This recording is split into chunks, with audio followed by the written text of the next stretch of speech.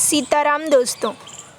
मंगल भवन अमंगल हारी, द्रवहु सुदशरथ अजिर बिहारी। प्रभु मंगल को करने वाले और सभी अमंगलों को हरने वाले हैं। जो भी प्रभु के नाम जप में विश्वास करके प्रभु का नाम जप करता है, आप ये समझ लीजिए कि उसे साक्षात प्रभु स्वयं मिल जाते हैं, क्योंकि कलयुग में राम का नाम राम से भी बड़ा माना गया है। नाम जपते ही प्रभु अपने भक्त के साथ हो जाते हैं।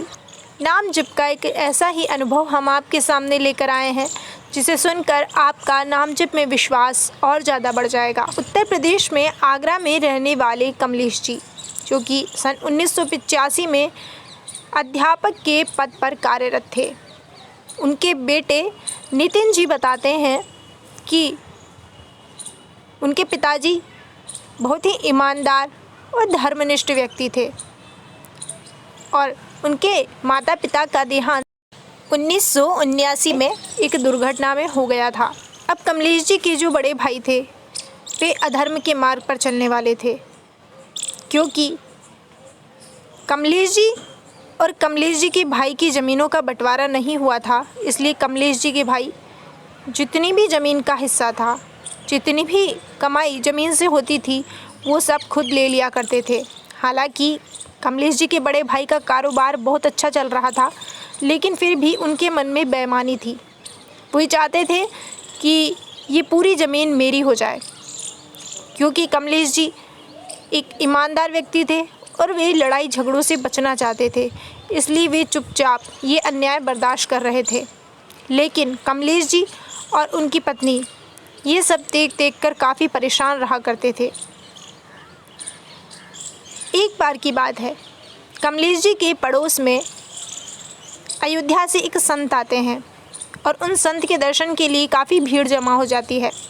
कमलेश जी भी अपनी पत्नी के साथ उन महात्मा के दर्शन करने को जाते हैं। देर बाद कमलेश जी को मौका मिलता है उन संत महात्मा के चरणों में प्रणाम करने का। कमलेश जी उठते हैं और उन संत महात्मा के चरणों में प्रणाम करते हैं और चुपचाप वहाँ से जाने लगते हैं। लेकिन वे संत कमलेश जी के चेहरे को पढ़ लेते हैं और उन्हें बुलाते हैं और कहते हैं कि मुझे लगता है कि तुम कुछ परेशान हो। कमलेश जी अपनी सारी व्यथा उन संत महात्मा को कह देते हैं। वे संत कमलेश जी के सिर पर हाथ रखकर कहते हैं कि तुम चिंता मत करो बच्चा, तुम सिर्फ राम का नाम लो, क्योंकि राम का नाम जीवन की हर परेशानी से मुक्त करने वाला है। कमलेश जी उन्हें प्रणाम करके वहाँ से आ जाते हैं, लेकिन कमलेश जी को उन साधु महात्मा पर बहुत विश्वास होता है। वे दूसरे दिन ही सुबह 3:30 बजे उठ जाते हैं और नहाकर भगवान के पास जाकर दीपक लगाकर नाम जप करने लगते हैं। अगर मुझे इतने बड़े संत ने कहा है तो फिर मैं राम नाम का जाप जरूर करूँगा। अब वे रोज़ सुबह जल्दी उठकर नाम जप किया करते और फिर मानसिक जप किया करते। फरवरी 1986 की बात है। कमलेश जी के बड़े भाई उनके पास आते हैं और आकर फूट फूट कर रोने लगते हैं और कहते हैं कि मुझे माफ़ कर दो, मुझसे गलती हो गई, मेरे मन में बेईमानी आ गई थी और मैं तुम्हारी हिस्से की ज़मीन भी अपने हक में लेना चाहता था और मैंने बहुत बड़ी गलती की है। तुम्हारे हिस्से की ज़मीन से जो भी कमाई हुई वो सब अपने काम में लिया और उसका फल मुझे मिल गया, क्योंकि अब मेरा कारोबार बिल्कुल बंद सा हो गया है। मैं बहुत परेशान हूँ और कल रात ही मेरे सपने में एक साधु आए। उन्होंने कहा कि तुम बहुत गलत कर रहे हो, भाइयों का हक खाना बहुत गलत बात है, अभी भी समय है, तुम सुधर जाओ। और मैं अब समझ गया हूँ कि मैंने बहुत बड़ा पाप किया है, तुम मुझे माफ़ कर दो, हम अब हमारी ज़मीन का बंटवारा कर लेंगे और खुशी खुशी रहेंगे। ये सुनकर कमलेश जी की आंखों में आंसू आ गए और उन्होंने प्रभु को धन्यवाद दिया, क्योंकि उन्हें समझ आ गया कि ये सब नाम जप का ही प्रभाव है।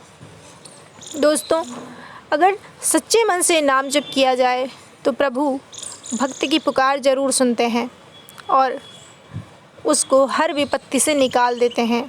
बस ज़रूरत है तो नाम जप की। संत महापुरुष भी यही कहते हैं कि अगर मनुष्य जीवन की सबसे बड़ी पूंजी है तो वो है प्रभु का नाम जप, क्योंकि नाम जप इहलोक और परलोक में कल्याण करने वाला है।